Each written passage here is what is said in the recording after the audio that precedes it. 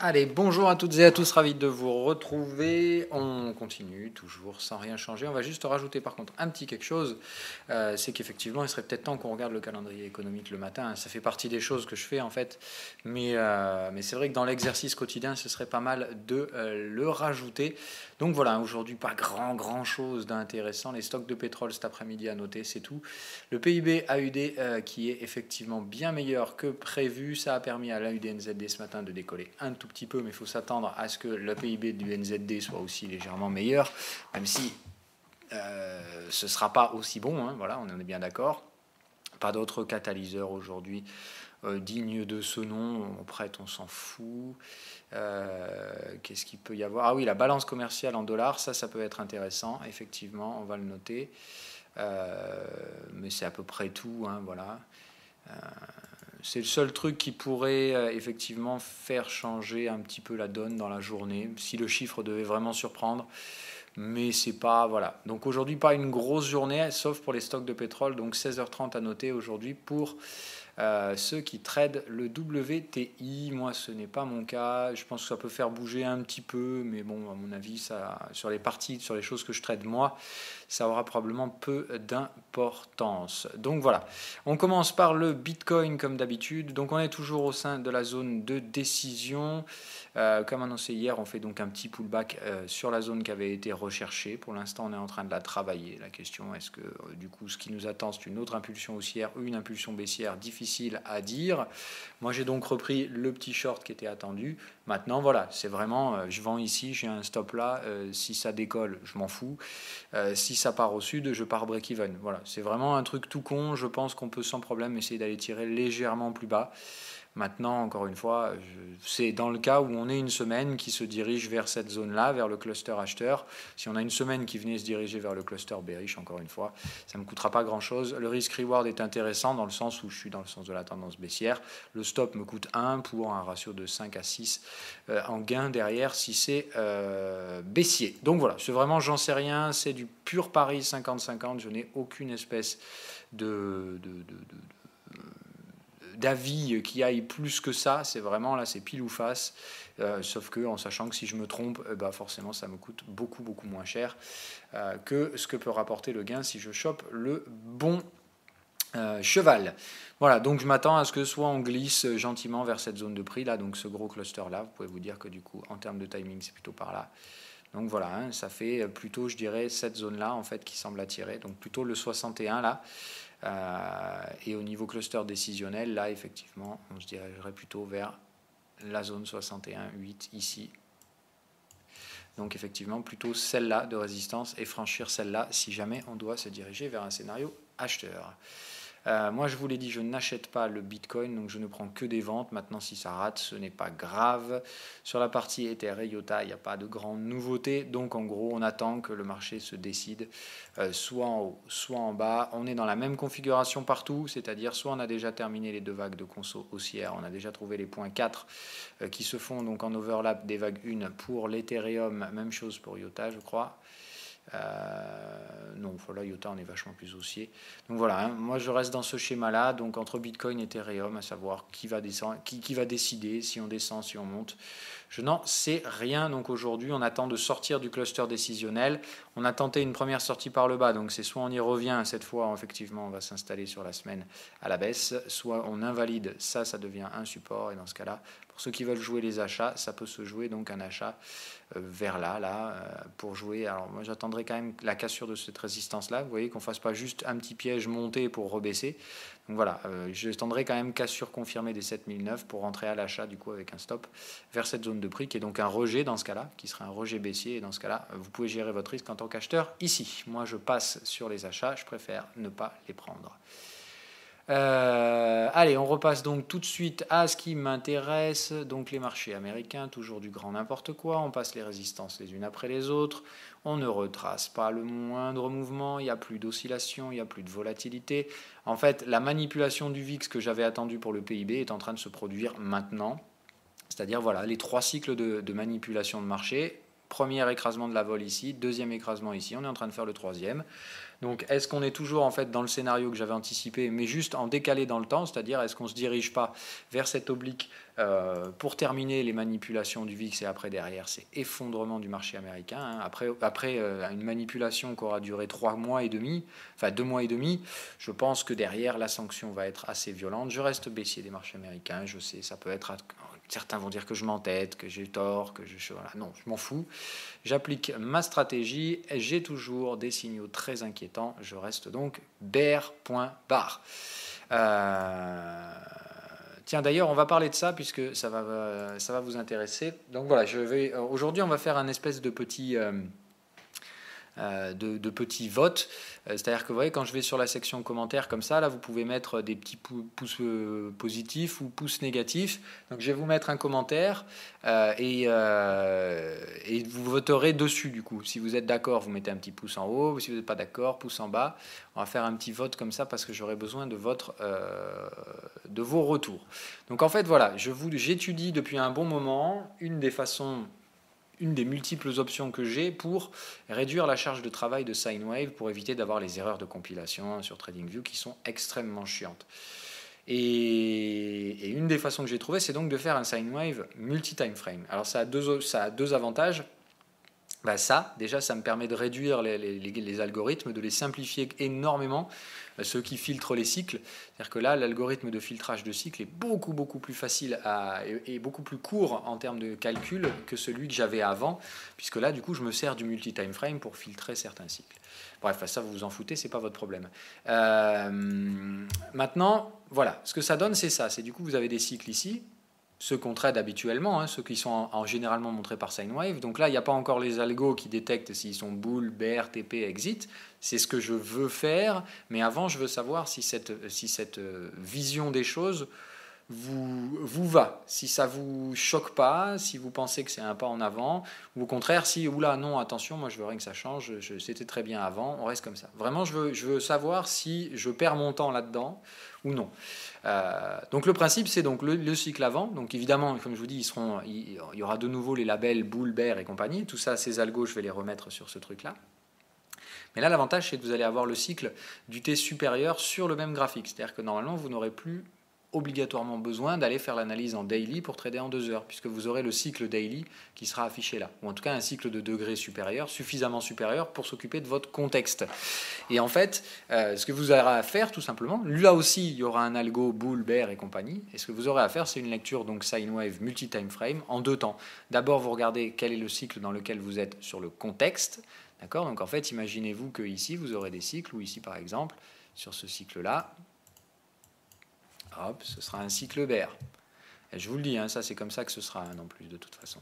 Donc vous aurez ce genre d'option là. Voilà. C'est-à-dire qu'ici, le cycle majeur, il sera probablement bear ici, et vous allez avoir les cycles mineurs ici qui vont avoir des choses. Voilà. Ici par exemple, on sera plutôt sur un cycle bull. D'accord. Là, on sera sur un cycle neutre.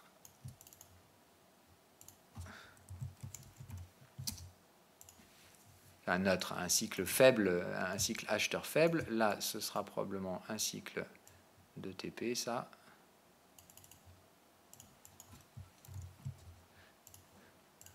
Voilà, bon, je vous fais le boulot parce que je connais mes algos, je sais quand même ce qui devrait plus ou moins vous sortir.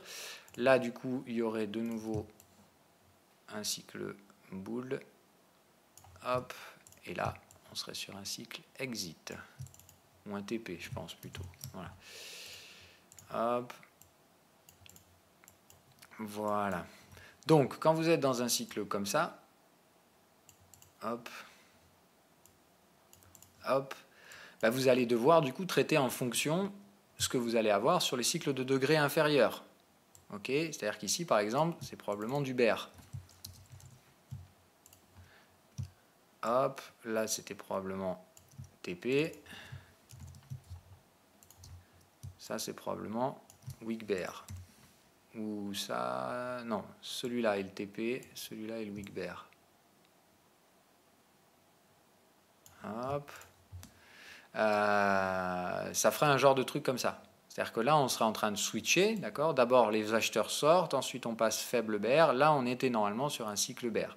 Et là, on est donc sur un bear TP. Normalement, ici, effectivement, c'est un cycle qu'on cherche à vendre. D'accord ? C'est-à-dire, j'en arriverai aux mêmes conclusions. Encore une fois, ici, ça fait boule. Là, c'est pas bullish. Là, ça aurait été weak bullish.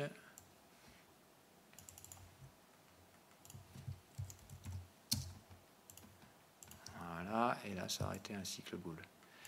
Donc vous voyez, là en gros, ce qu'on voit en termes de schéma, c'est que les acheteurs soutiennent, mais les bears sont là, et par contre, nous on a des cycles où normalement les acheteurs sont en train là de sortir. Donc normalement, plus d'acheteurs et des bears qui ont les cycles. Normalement, là on devrait repasser vendeur, on est bien sous les résistances, donc on applique la stratégie. Ça change juste en fait la lecture. La lecture pour moi serait plus simple dans le sens où en fait vous avez tout sur le même graphique. Voilà. Mais c'est toujours pareil, vous faites ça et vous attendez les confirmations momentum, c'est-à-dire que c'est là où vous tradez. Là on est dans les zones des résistances, on est bien suracheté et on a déclenché une pattern de TP dans un cycle bear, dans un schéma où l'objectif c'est de récupérer les take profits des acheteurs. Et comme on n'a pas franchi la résistance, take profit sous une résistance égale normalement cassage de support derrière. Donc là, moi, si je fais ma lecture, ce que j'attends derrière, c'est un truc comme ça. D'accord ? Théoriquement, c'est vraiment ça. Là, ce que j'attends, c'est donc cassure du support.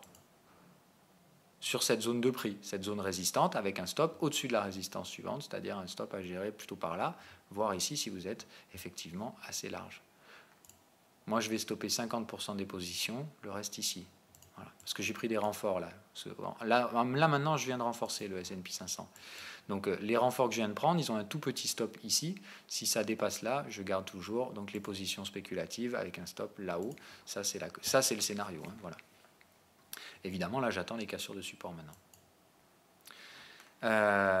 Mais il y a aussi le schéma 1, 2, 3, 4, 5, ce qui voudrait dire qu'il y aurait peut-être encore une vague de hausse à faire. Enfin bon, voilà. Moi, de toute façon, j'ai les patterns, je vends, hein, point barre. Là, qu'il y ait le TP ou pas le TP, autant être clair, il y a eu un surachat avant, donc on est toujours dans cette pattern-là. Hein. Voilà, on est dans la pattern où la bougie précédente, là, elle est surachetée. Alors, ça a été celle-là. Bon, donc voilà, il faudrait que celle-là vienne reclôturer dessous. Donc voilà, vous me direz ce que vous pensez de cette idée multi-time frame de sine wave, en sachant voilà, que ça ressemblera de toute façon les labels weak bear, bear bear, comme avant. Sauf que vous aurez deux cycles, un cycle à trader à court terme et le cycle majeur dans lequel vous devez respecter. Évidemment, vous ne cherchez pas à acheter quand vous êtes dans un cycle majeur bearish, c'est-à-dire que dans le cycle majeur bearish, vous attendez le TP pour sortir si vous êtes acheteur, mais c'est tout ce que vous faites. Voilà. Dans un cycle bear, on attend que ça switch bear pour passer vendeur du marché. Allez, on continue les analyses. Donc sur la partie indicielle globale, hein, de toute façon, on ne va pas y aller par quatre chemins. Voilà. Donc le problème, c'est évidemment le VIX. Savoir si donc je me suis planté dans mon schéma et si la manipulation de vol va se faire ici pour aller chercher, je ne sais pas, 11 peut-être. C'est pas impossible, encore une fois, tout est complètement crétin. Les vendeurs de volatilité sont toujours à l'œuvre. Hein. Voilà, il faut vous dire, les mecs, on les a fait serrer dans le slip ici, ils sont encore en train de nous faire le même coup. Donc en gros, ils n'ont pas réussi à la faire vendre là, la volatilité, donc ils essayent de la faire passer ici. Moi, ça me semble extrêmement dangereux, encore une fois, comme jeu. Hein. Ça finira mal, ça finira très très mal, c'est clair. Et on est déjà, à cause d'eux, probablement en train de préparer un énorme pic de volatilité. Mais bon, encore une fois, c'est comme ça. Aujourd'hui, on va faire l'analyse du VIX sous un autre angle. C'est ce qu'on appelle la comparaison VXV sur VIX. VXV, c'est quoi ? Tout simplement, en fait, c'est la volatilité implicite sur des échéances trimestrielles. Alors que VIX, c'est des échéances mensuelles. Donc, en fait, là, ce qu'on regarde, c'est l'appréciation du risque sur un degré trimestriel par rapport à mensuel. Est-ce qu'on perçoit le risque à court terme ou est-ce qu'on perçoit le risque à moyen terme ? Et là, ce qu'on voit, c'est qu'effectivement, on vient de switcher dans un truc où, pour l'instant, on pense que ça va rester quand même à mal se passer. Vous voyez on était bien dans une zone très équilibrée, où le risque n'était pas vraiment perçu comme présent. Et puis là, d'un coup, par contre, on vient de sensibiliser le fait que là, on a effectivement... ça veut dire quoi en fait ? Quand VXV divisé par VIX est plus bas que précédent, ça veut dire tout simplement qu'on privilégie les stratégies de plus court terme. On a une meilleure visibilité à court terme. Par contre, à l'horizon 3 mois, on ne sait pas. Voilà, en gros, c'est ça que ça veut dire. Et c'est exactement ce que je pense, c'est-à-dire que le marché, là, il fait de la visibilité de très, très, très court terme. Il pense que tout va bien et que tant qu'effectivement on n'a pas de signaux vendeurs, il n'y a pas de raison de s'inquiéter. Voilà ce que pense le marché.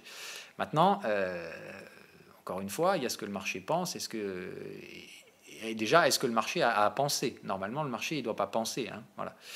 Le marché, il doit appliquer, il doit trouver une valeur d'équilibre. Donc on est bien pour moi dans quelque chose d'anormal hein, qui se met en place là. Mais bon, voilà. Normalement, on va voir si à terme, ce truc-là se recorrèle ou non. Il va de soi qu'on voit bien qu'on est en train d'essayer de s'inscrire dans un espèce de petit canal. Donc en cas de poursuite de la manipulation, ça peut nous tirer par là. Une fois qu'on arrive là, c'est game over. On retrouvera probablement un pic de volatilité et je m'attends à ce qu'il soit d'amplitude relative à celui-là, c'est-à-dire derrière, boum, on reva bien plus bas dans ce ratio de chart. Donc c'est un chart ratio, hein, puisque je divise donc les deux. Donc normalement, on revient toujours proche de cette médiane, mais il me semble quand même anormal donc qu'on soit sur des nouveaux niveaux de volatilité plus bas de 4 mois. Enfin voilà, là on est revenu ici quoi. Voilà, on est revenu sur ces zones de prix. C'est-à-dire que là, on vient de faire un plus bas sur la volatilité. Depuis tout ça, voilà, c'est la tranquillité absolue, tout va bien. En fait, je vais vous expliquer. Pour moi, le problème à Wall Street, c'est qu'en fait, il y a une locomotive permanente qui est des rotations sectorielles. C'est-à-dire que le marché fait toujours des rotations. Il passe d'un secteur à un autre, d'un secteur à un autre, d'un secteur à un autre. Sauf que le marché a une mémoire. Ce qui est complètement con, c'est que l'ensemble des marchés monte quand il y en a un qui tire. C'est-à-dire quand il y a un secteur qui fait locomotive, ça permet de tirer quand même les autres indices par réplication indicielle. Donc en fait, tout monte, puisqu'il suffit qu'il y ait toujours un secteur leader, et c'est toujours le cas, et en fait, ça attire les... Bon, enfin, c'est complètement débile, en fait. Hein. C'est-à-dire le marché monte parce qu'il monte, et autrement dit, ça, c'est pas une mécanique qui va entretenir une durabilité de tendance. Donc, je m'attends à ce que cette tendance se termine assez brutalement. Maintenant, pour l'instant, il n'y a pas de raison de... Il n'y a pas nécessairement de possibilité de trader ça très agressivement. C'est-à-dire que là, par exemple, le dernier moteur de ce marché, ça a été le Nasdaq, qui va inscrire des nouveaux sommets historiques. Et ça fait plaisir à Wall Street. Et en fait, comme le Nasdaq fait des nouveaux sommets, vous avez quoi comme titre de journaux? Eh bien, le Nasdaq sur les sommets historiques, mais le Dow Jones et le S&P 500 lag, voilà, sont en retard. Donc en fait, on perçoit le fait que tout ce qui est le plus haut, c'est ce qui va arriver sur les autres, mais les autres sont juste en retard pour l'instant. Voilà. Donc forcément, en fait, ça sous-entend quoi? Ça sous-entend que les autres vont pas tarder à faire la même chose. C'est-à-dire qu'en fait, encore une fois, la composition du Nasdaq n'a rien à voir avec la composition du Dow Jones et du S&P 500. Si le Nasdaq monte, ça ne veut absolument pas conditionner que le S&P 500 ou le Dow Jones doit monter. C'est complètement débile de raisonner comme ça, en fait. Et c'est ça qui pose problème actuellement dans le marché. C'est-à-dire que comme il y a toujours un indice américain qui monte, on part du principe que c'est lui, la locomotive, qui va tirer les autres. Mais c'est complètement crétin de penser comme ça, encore une fois. C'est pas comme ça qu'est supposé raisonner un marché. Un marché, il est supposé tout simplement trouver des prix d'équilibre, pas jouer au stupido crétin, à savoir qui va être la locomotive du jour pour tirer tout l'ensemble de la cote. Voilà, c'est vraiment pas comme ça que ça fonctionne. Et puis surtout, on voit bien que l'argent se concentre surtout sur certains endroits. On va en parler d'ailleurs immédiatement. Hein. Voilà, bon, Amazon, je pense que ça, il va falloir le rajouter. Donc je le rajoute en liste de surveillance. Voilà, Amazon, ça va rentrer en portefeuille bientôt. Celui-là, je vais le cartoucher, mais alors vraiment violent encore une fois. Hein. Ça, ce truc-là, c'est une bulle. Hein. Là aussi, on ne va pas y aller par 50 chemins. Voilà, regardez l'action de prix. On est en train de partir complètement parabolique. Il n'y a plus d'oscillation, il n'y a plus rien. Ici, on a donc eu le retour de volatilité, le retour du volume. Vous savez que l'éclatement de la bulle est tout proche. Il faut juste attendre le prochain frein des prix. Donc là, je pense horizon quelques semaines, on devrait avoir, je pense, l'éclatement de la bulle Amazon. Encore une fois, ça ne veut pas dire que l'actif n'a pas de valeur, ça veut juste dire que là, on fait n'importe quoi avec la valeur et que ça va se payer très cher et que très probablement, on repassera sous ce support-là, c'est-à-dire sous les 800, sous les 800 $, sous les 900. Et si Amazon passe sous les 900 $ alors qu'il cote 1007, ça fait moins 60%. Enfin, ça fait moins 50%, voilà, quasiment. Donc il faut vous rendre compte quand même d'un truc, c'est que si Amazon fait moins 50, ça veut dire que Apple fait moins 40. Enfin voilà, toutes les grosses capis sont en gros risque de s'éclater la gueule. Comment voulez-vous que ces grosses locomotives, si elles se pètent la gueule, ce ne soit pas l'ensemble de la cote à Wall Street qui s'éclate la gueule? Encore une fois, je reviens sur un délire. Alors, ce n'est pas un délire en plus. Hein, certains vont dire que je vois que ce que je veux voir. Encore une fois, c'est vrai, je l'assume pleinement et c'est normal. Ça s'appelle trader, mes chers amis. Hein. Voilà, personne n'est clairvoyant en trading. Tout le monde est obligé d'avoir un biais de trading. Encore une fois, derrière, par contre, moi, la différence, c'est que je ne trade pas ce que je veux voir, je trade ce que je vois derrière. Je prends un biais de trading baissier, mais je ne trade pas si je n'ai pas de signaux bear. Voilà, je vous rappelle encore une fois, donc l'Hindenburg Omen, hein, qui est quand même assez inquiétant, d'accord. Donc on a bien des omens ici, ça veut dire quoi? Ça veut dire que la structure sous-jacente indicielle, elle est déstructurée. On a beaucoup d'actifs qui font des plus bas sur un an alors que l'indice est au plus haut historique. Ça veut dire quoi? Ça veut dire que la cote est décentrée, l'argent se concentre, et quand l'argent se concentre et qu'on est en fin de cycle économique, c'est qu'on se dirige vers un bear market à plus ou moins moyen terme, enfin plus ou moins court terme. Court terme en weekly, c'est-à-dire que ça probablement pour 2019 le bear market. Mais encore une fois, il n'y a pas 50 façons. D'abord, soit on réinstalle le range, et pour moi c'est par là que se trouve le bottom, et on range ici là-dedans jusqu'à 2019 et ensuite bear market, ou alors on fait les cons. Et je vous dis, si on fait les cons, c'est... Mais derrière, ça coûtera très très cher. Et derrière, l'économie ne survivra pas. Dans tous les cas, on reviendra ici, hein.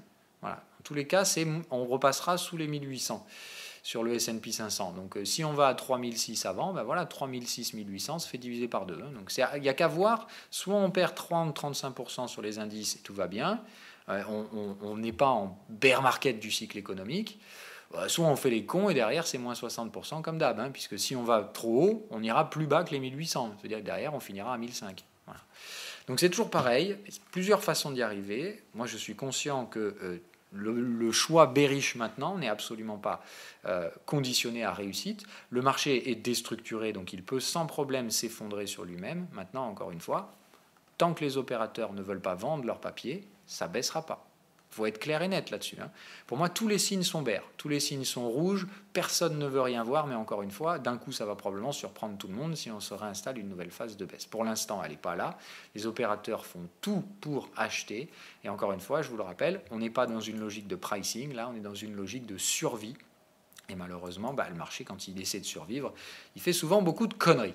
Donc voilà, pour la partie Hindenburg Omen, on en reparlait, hein, tout simplement. Hein, voilà, c'est une des raisons évidentes pour laquelle je suis fortement vendeur des indices américains. J'ai un biais très vendeur parce que tout simplement, franchement, ça colle plus du tout. On n'est plus dans la réalité, on est hors sol complet à Wall Street, il ne se passe plus rien, c'est n'importe quoi. Enfin voilà. Donc la partie européenne, pour moi, toujours conditionnée à Wall Street. Hein. Si Wall Street se pète la gueule, comment voulez-vous que la zone euro performe? Donc c'est toujours le cœur du métier, essayer de savoir si Wall Street part en bulle ou si Wall Street va enfin arrêter ses conneries et installer son range avant de passer en bear market. Qu'est-ce que j'aurais d'autre à vous dire? Ouais, bon, voilà, l'autre moteur du marché, c'est les small caps. Donc, vous voyez, les small caps font un breakout haussier. Donc, tout le monde imagine que, du coup, allez, les Nasdaq breakout haussier, l'ensemble de la cote va faire un breakout haussier. C'est là où je vous parlais d'Hindenburg Omen. Ça veut dire quoi? Ça veut dire qu'en fait, on pense que les indices large spectre, comme le S&P 500, vont suivre les indices sectoriels. C'est complètement débile. Enfin, c'est vraiment complètement débile en termes de raisonnement. Hein, parce que, en fait, c'est pas logique. C'est n'importe quoi. Il y a effectivement des concentrations de capitaux sur des secteurs parce qu'on est dans une phase de pré-bear market qui est ce qu'on appelle une rotation sectorielle. C'est du stock picking. Voilà. Mais dans un stock picking, normalement, les indices large spectre ne performent pas. Donc le S&P 500, normalement, il ne doit pas aller chercher son sommet historique. Il ne peut pas, normalement. Au contraire, et on doit même trouver plus de prise de profit que d'achat sur le large spectre, ce qui fait que normalement le S&P devrait baisser. Mais encore une fois, ça ne veut pas, c'est qu'il y a un problème. C'est parce qu'il y a des gens qui achètent le package complet, et ça c'est une erreur énormissime à ne pas commettre. Acheter de l'indiciel large spectre en fin de cycle, c'est une énorme boulette. C'est un truc que vous ne devez surtout pas faire parce que c'est là où vous perdrez du pognon. Là, ceux qui sont en train d'acheter le S&P 500 maintenant, ils risquent de perdre 10 à 15% du capital parce qu'on risque de tomber de 10 à 15% derrière. Alors que l'espérance de gain, elle est minime. Je le répète, pour moi, le S&P 500 ne va pas sur ses sommets historiques. Moi, le S&P 500, il est déjà en train de reverse. Et l'Hindenburg Omen, c'est une pattern qui laisse à penser. La cote est déstructurée, c'est pas parce que les gros titans essaient de tirer l'indice vers le haut que l'indice monte. Voilà. Encore une fois, l'indice S&P 500, il n'a aucune justification aujourd'hui pour monter en état d'avancement du cycle dans lequel on est. Parenthèse refermée. Alors ensuite, les autres trucs, le Hang Seng, est-ce qu'on est sorti? Ouais, regardez ça, c'est beau, ça va faire plaisir à Wall Street, ça. Le Hang Seng tente de sortir de son triangle, hein. Autant qu'il l'avait fait ici, je vous rappelle, il s'était quand même re-ratatiné derrière, hein. Donc ça, c'est même chose, hein. Au bout d'un moment, ce truc-là va commencer à couiner. C'est-à-dire que là, honnêtement, moi je pense qu'on en a fini. C'est-à-dire que là, on ne peut plus aller plus haut sur le Hang Seng, sinon effectivement, là, on installe une tendance haussière. Même chose pour le Hang Seng, hein. Ça c'est une grosse bulle. Ça va bien se péter la gueule, ce truc-là, hein. Quand ça va tomber, ça va faire mal. Moi, je m'attends à ce qu'on soit dans un cadre comme ça, hein. C'est-à-dire on a bien performé, on est là-haut, là, pour moi, sur le Hang Seng. C'est-à-dire que ce qui nous attend, c'est bam, et on recommence, hein, comme à l'époque. Donc bam, et on repart sur un crack. Donc, encore une fois, c'est qu'une question de timing, un peu de patience, mais dès que ces trucs-là commencent à déclencher, c'est game over. Et évidemment, je pense que ça déclenchera des cracks en Chine. Enfin, un crack en Chine déclenchera très probablement nos baisses en zone US pour l'instant. Donc, patience, levier spéculatif, et on attend donc de savoir si la magie indicielle peut opérer une nouvelle fois sur les marchés. Mais là, je vous rappelle, hein, c'est sur ce schéma weekly, donc sur la hausse à Hong Kong. Là, on est sur un cycle qui est une bulle, hein, enfin qui est une bulle, qui terminera en V-top. On voit bien la vague 1, 2, 3, 4, ça c'est une vague 5 étendue. Donc la vague 5 étendue, ça veut dire qu'on se retourne V-top, hein, voilà. Donc il faut s'attendre. Pour moi, tout est là, hein, pour indiquer que c'est terminé, c'est game over. Il n'y a plus de jus, quoi, nulle part. Mais pour l'instant, patience. Alors, qu'est-ce que j'ai d'autre à vous mettre sous la dent? Voilà, donc les taux à 10 ans en Europe, ça essaie de se stabiliser, mais là on arrive sur l'échéance, hein, donc c'est aujourd'hui, je crois. Donc moi je vais me repositionner donc sur la nouvelle échéance à l'achat donc des taux européens. Pendant tout l'été, hein, je vais acheter, puisque je vous rappelle, pour moi, on se dirige vers là. Ça, c'est un mouvement épidermique. Je pense qu'on va avoir donc les hausses de taux et les baisses indicielles en zone européenne également, vu qu'on se dirige gentiment vers la fin du QE. Qu'est-ce que j'ai d'autre à surveiller? Oui, le gold. Voilà, donc même chose, le gold, on attend que ça déclenche, mais pour l'instant, patience. Regardez en weekly la tronche que ça a, hein. Donc là, on essaie de tergiverser, mais encore une fois, pour moi, j'ai bien eu le décompte 1, 2, 3, 4, 5. On a terminé l'impulsion baissière. Donc au mieux, on range encore et après, on remettra une baisse. Au pire, on est déjà en train de repartir à la hausse. Ou alors, il faudra dans tous les cas consolider un peu ce truc-là. Pour moi, ça reste des creux et sommets ascendants. On doit absolument aller plus haut que ça. Donc, je suis désolé, mais pour moi, la demande, elle se trouve là-haut. Peu importe comment, mais on ira là-haut. Et tant qu'on ne casse pas le support, je n'invalide pas ce scénario. Donc, je reste acheteur de gold. Maintenant, pour l'instant, je suis encore sur les leviers spéculatifs. Tant qu'on ne sort pas de ce canal, il n'y a pas de victoire à crier. Voilà. Donc à surveiller, il ne faut plus passer par contre sur la zone 50 du canal. C'est-à-dire que là, si ça devait retomber ici, réchouer une nouvelle fois, si ça passe sous le bas de canal, moi je déclenche, hein, c'est clair. Les stops, je préfère sortir et attendre de voir ce qui se passe. C'est-à-dire que là, voilà, mon stop pour moi maintenant, là, il se trouve là, hein, voilà. Là, je ne veux plus qu'on retourne sous la zone 50. Donc maintenant, je veux une sortie haussière. Donc je veux une sortie haussière, je veux des indices baissiers. Mais encore une fois, quid du timing? Combien de temps on va passer là sur le gold avant de décrocher? Bon, voilà, c'est ça, c'est le marché. Il est chiant, il est manipulé. On a bien la manipulation du VIX, hein, qui est en train de se mettre en place. Ça se voit, hein, par ce bottom de 4 mois. Donc c'est peut-être maintenant que le VIX est en train d'essayer d'être manipulé. Donc essayer d'être soft peut-être un peu sur les stops.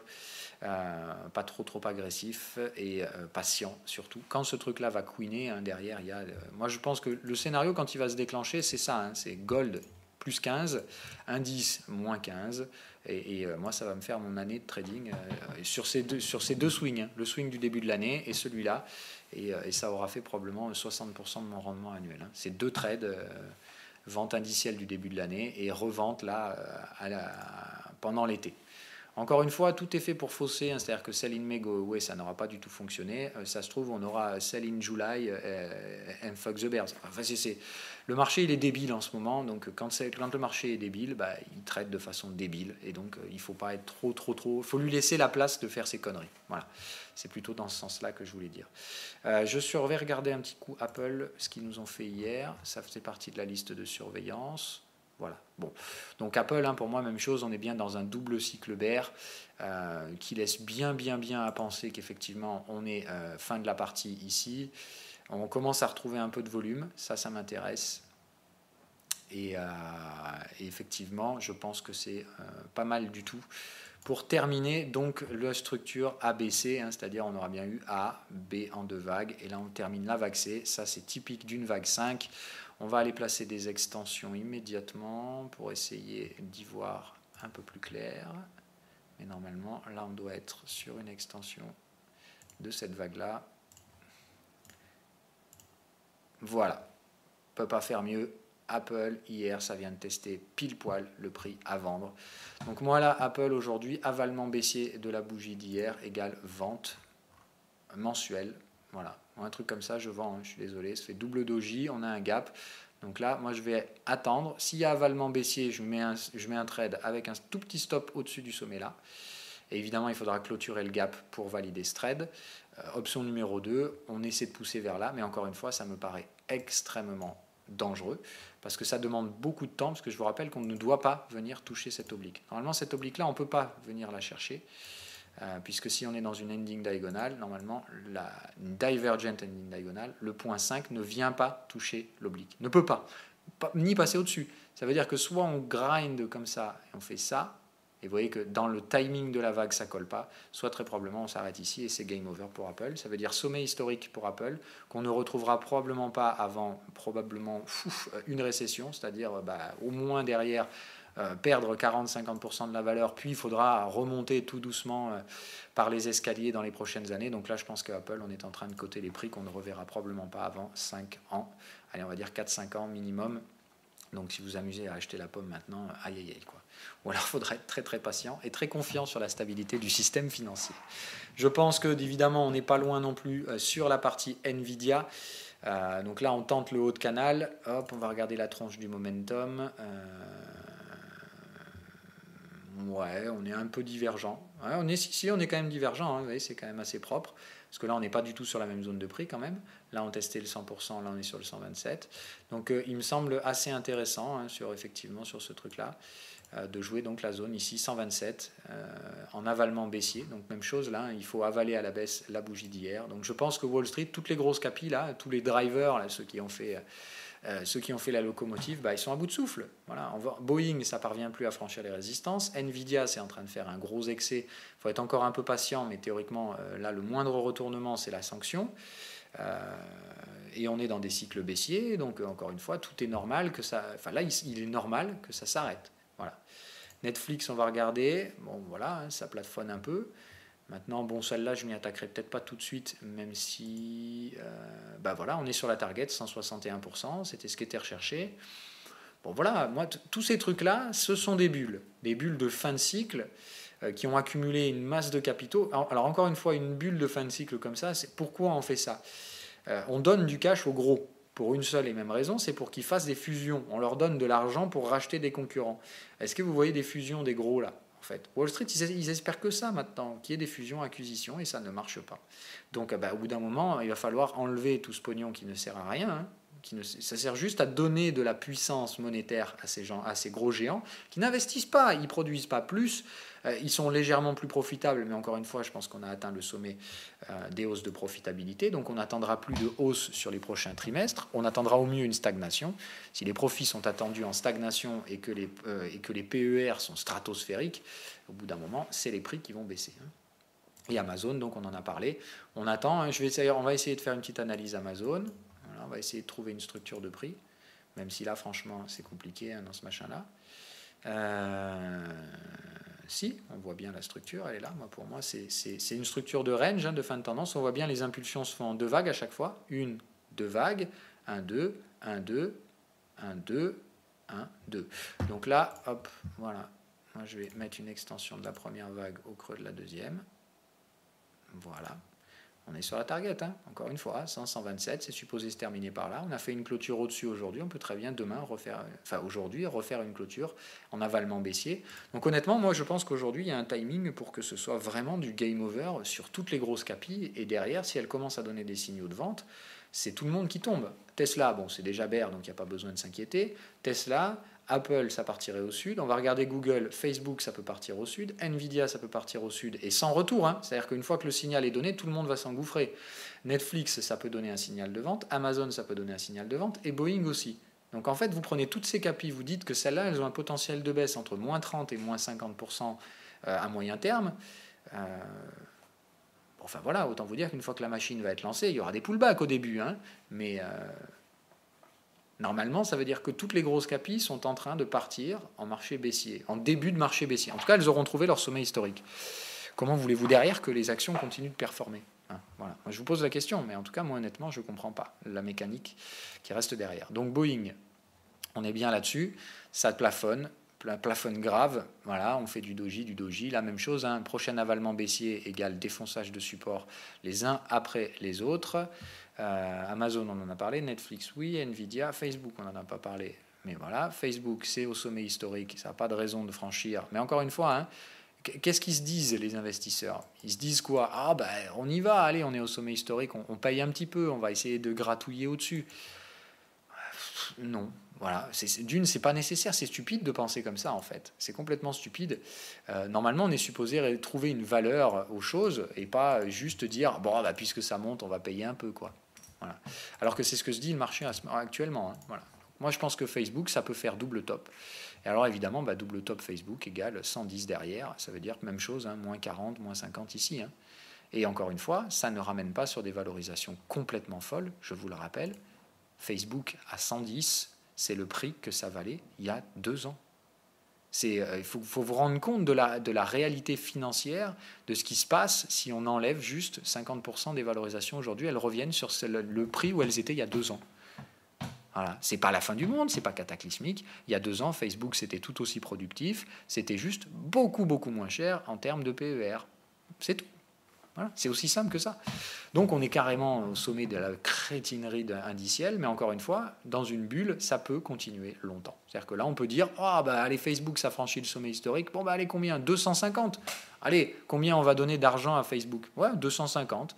Nvidia, combien on va leur donner? Allez, si ça parvient à accélérer là, allez, 400. Voilà. Parce qu'encore une fois, là, après, il n'y a plus de rationalité. Les gens foutent les graphiques en log. Voilà. Et quand on part en bulle, après, c'est comme ça que les gens réfléchissent. Vous voyez, on se dit dans un graphique logarithmique, bah là, si je mets une trendline, ouais, effectivement, pourquoi ne pas viser un 350, 400 sur Netflix? C'est tout à fait logique. Mais encore une fois, on est à 260 aujourd'hui. Ça veut dire que vous faites quoi? Vous rajoutez encore 40% de valorisation à un truc qui ne va pas produire plus de bénéfices. Donc vous allez augmenter les PER. Donc, enfin, voilà. Bulle. Il n'y a qu'une bulle maintenant qui peut permettre aux actifs de monter. Mais encore une fois, la bulle, c'est pas non plus anormal. Mais seulement, on n'a jamais créé de bulle quand on avait déjà une bulle de crédit. C'est comme si, en fait, imaginez-vous, en 2008, c'est comme si en 2008, le S&P 500, il se mettait à partir parabolique. Voilà, foutez-vous en 2008, on avait une grosse bulle de crédit, le S&P 500, à aucun moment vous l'avez vu partir parabolique, hein. Voilà. Si on le fait aujourd'hui, à se mettre à partir comme ça sur le S&P 500, encore une fois, on sera dans un contexte jamais vu d'une bulle de crédit et d'une bulle spéculative sous fond en plus de guerre commerciale. Donc autant vous dire derrière le merdier qu'on va se péter quand il faudra corriger tout ça. Allez, bref, je me répète, vous connaissez le schéma, de toute façon c'est comme ça. Alors GBP, les trades sont en train de se valider, voilà, on a l'avalement weekly, c'est propre, donc voilà, je peux remonter mes stops, je passerai au renfort à la clôture de la semaine, pour l'instant j'attends de voir, mais on est bien. Donc GBP, là je m'attends donc effectivement à au mieux un retracement ABC, au moins un retracement ABC, au mieux on va chercher la zone des 1,48. Donc dans tous les cas je reste acheteur de la partie GBP, je reste pour l'instant également acheteur de la partie Eurodoll, pour l'instant pour un correctif, là aussi on voit bien la structure, l'avalement haussier weekly, on est bon, donc c'est ce que je voulais, hein, sur la partie Eurodoll, donc les bottoms sont confirmés sur ces trucs là. Pour l'instant, donc des bottoms de type retraçant. Donc pour l'instant, l'eurodoll, je ne le vois pas non plus dépasser durablement la zone des 1,18. Je pense qu'ici, je vais commencer à alléger sur la partie euro-dollar. La partie AUD-NZD, tout se passe toujours bien. Pas trop d'inquiétude. On est bien ici en train d'essayer donc de valider la formation du creux avec le retracement ABC. Donc voilà, en termes de durée de correction, on peut quand même éventuellement anticiper la possibilité ici d'une nouvelle phase de baisse qui viendrait chercher l'overlap. Donc c'est pas impossible, voilà, que ça rebaisse sur la partie AUD-NZD.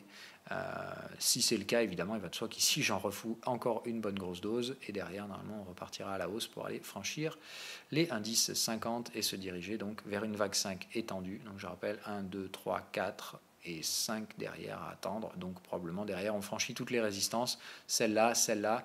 Je pense qu'on devrait aller s'installer vers les 1,14 dans la prochaine phase de hausse AUD NZT.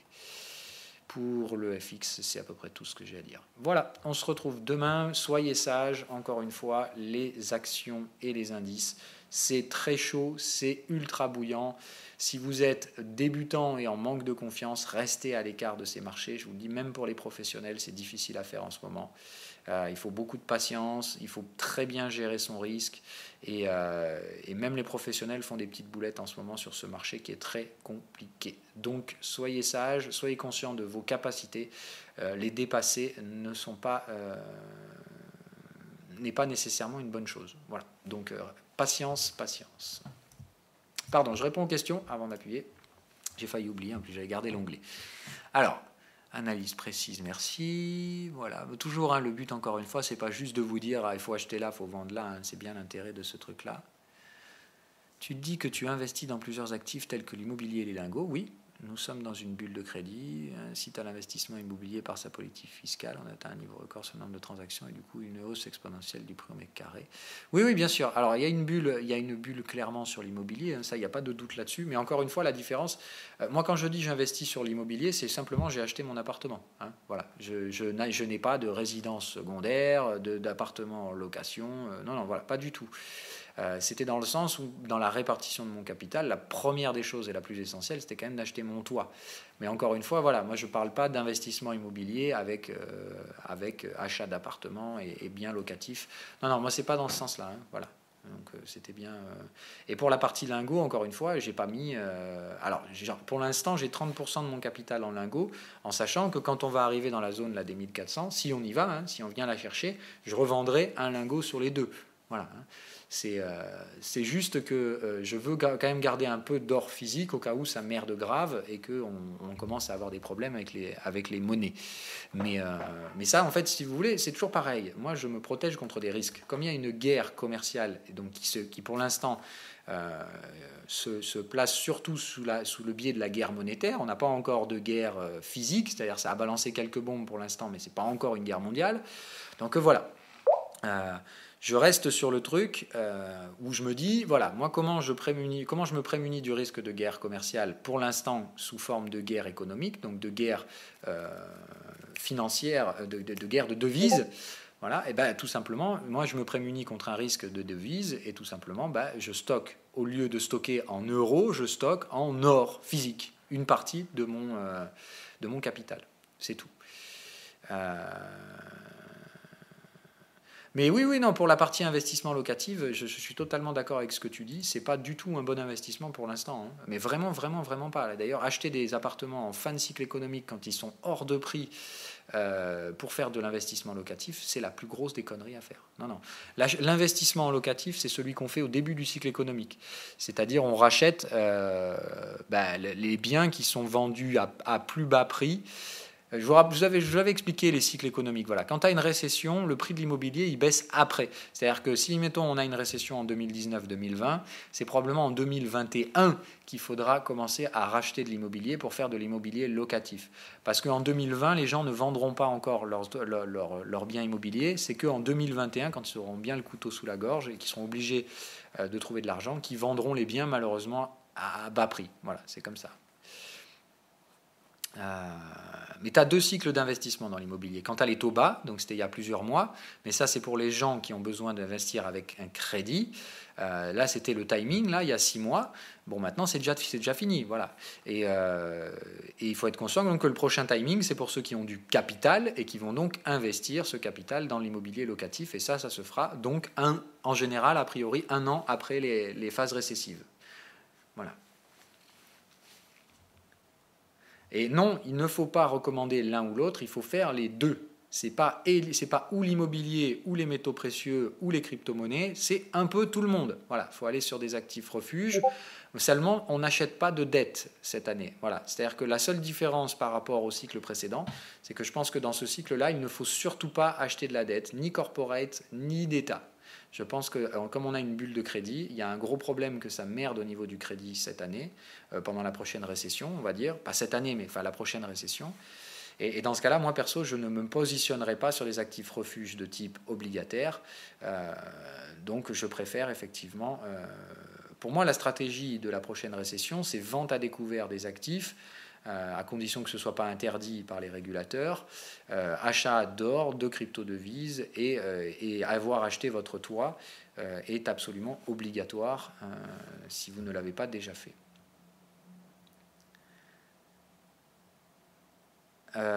Non, je pense pas. Ce ne sera pas pour cette année. Il faut y aller doucement, encore une fois, après un crack. On va réinstaller une nouvelle tendance haussière. Les phases paraboliques permabulesques que vous avez connues, ça ne reviendra probablement pas avant encore plusieurs années. Hein, voilà.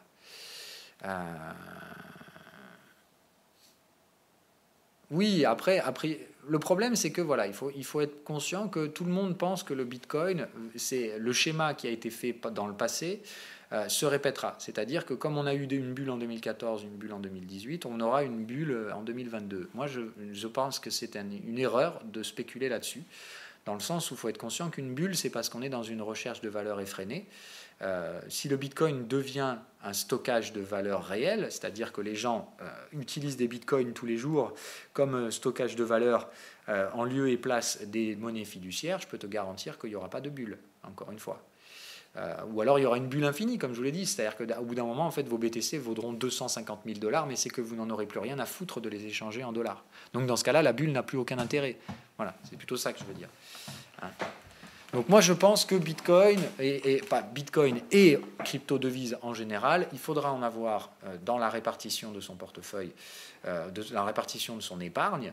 Maintenant, il ne faut pas avoir toute son épargne en crypto-devises. Moi je pense qu'un 15-20%, c'est plus que raisonnable, et plus, ce serait déraisonnable justement.